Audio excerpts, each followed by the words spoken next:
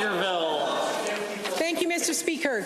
There are a number of stories circulating about changes occurring at the Century Park Continuing Care Facility in Vegreville, including a suggestion that all staff are being thrown out of work and being replaced by people brought in from outside the province.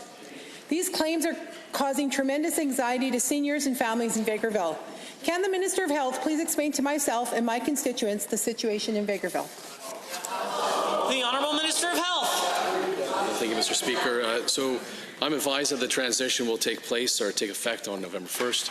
I know it's stressful for the residents and their families, as well as for staff at the facility. I'm concerned about the impact on staff and employment in Vegreville, so I'm glad to hear that the new operator intends to hire most of the current staff. The claim, Mr. Speaker, that staff are being replaced with people from out of the province, I'm told, is simply false. I also understand that AHS has vacancies in the Vegreville area, and so there should be jobs for most or all of the staff.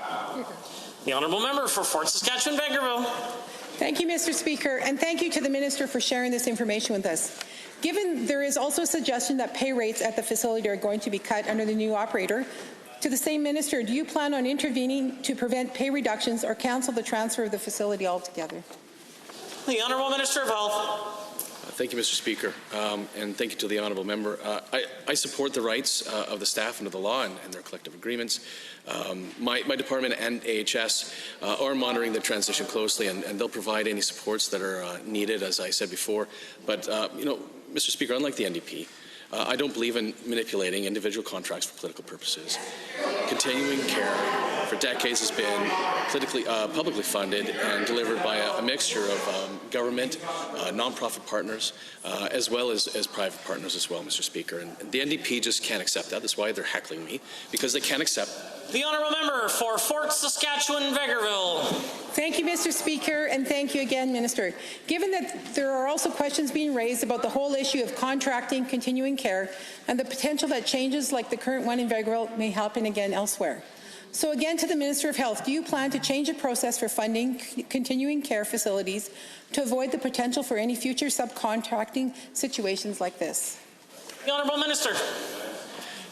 The answer, Mr. Speaker, is no. We believe the system is based on the right approach. We fund the operators, the public, government, private and non-profit, all on the same basis.